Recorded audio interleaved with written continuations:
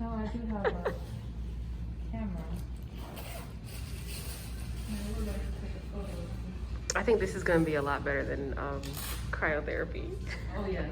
Man. Yeah, those are ones That was okay. So I'm in the deprivation room, and he just went over all the like tips and tricks on like how to stay in a meditative state, you know, regulations like showering before, showering after, you know, all the little things that they have. I'm just gonna go over it again quietly because you're not supposed to interrupt other guests, but I think they can't hear me anyway because they're in the tank. So I'm gonna flip it around and I'm just in my regular clothes. So as soon as you come in, this is what you see, the tank. And they have like a spray bottle, a towel, and a head pillow right there. This is the lid of the tank. It has some reflection on, but what he told me is that you can pull this and it stays wherever you pull it. Ooh, it's heavy. Trying to lift it back up. Okay, so first you would shower, and this is what that looks like. They have conditioner and shampoo and body wash for you. This tiny knob, he was telling me, turns on that water pressure thing, which is supposed to be good because I have twists in my hair. It helps to get in there, whatever. Towel for when you come out, robe. You can set the temperature of the room. They said they keep it at like 86, and the lights are out, obviously. Here are a few extra things for you to use when you come out. I'm gonna use the small earbuds, and I also brought some water. So now I'm gonna take a shower, and I'll see you at the end.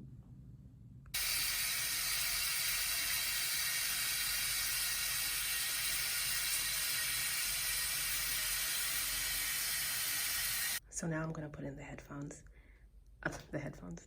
whatever these are, can't remember, and get inside the tub. I'm scared.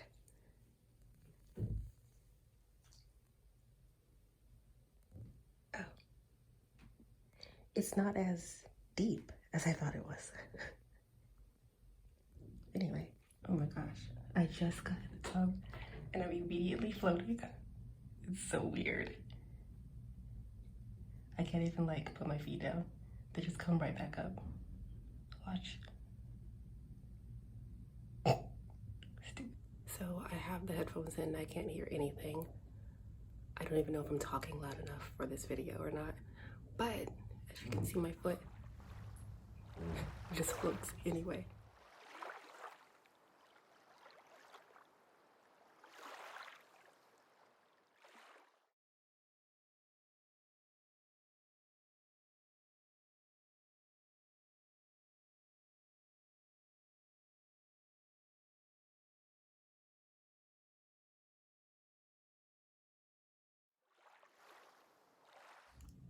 So I just got out of the tub thing, and it was such a weird experience. It was nice, but it was also kind of strange because sometimes you would reach out and your hands won't touch anything.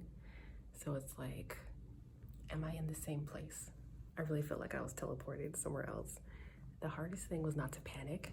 I can't swim, and I know you don't need to know how to swim to float, but I also have like a small fear of water.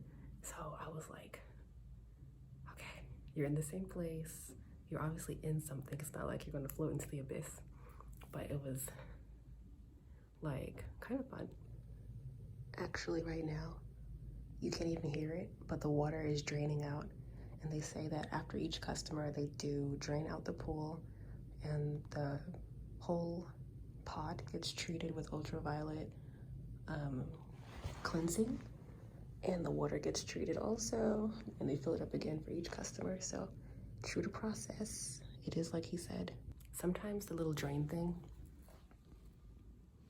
in the middle of the tub would release these like bubbles, and it would startle me because they just be like, and it's like something's hugging you from underneath, and it's like oh, what was that? Because you forget that you're sitting in the tub. So when something just comes out and touches you all of a sudden, it was a little bit like, oh, I'm still here. Overall though, I really like this experience. I would do it again. I'm not sure how much it costs because it was a gift to me from my friend.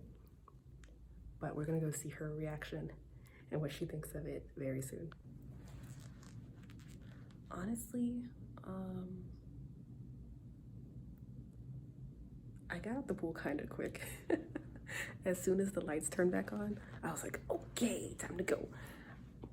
Because within the last like 5 minutes, so I stayed in the tank for about an hour. Within the last 5 minutes, I started to get like,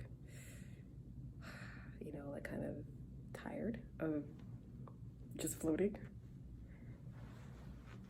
It was nice, but I think I would rather do it for like 45 minutes instead of an hour because it gives your mind a little bit of time to like, I don't know, the last 10 minutes, I kind of was like, I'm ready to get out.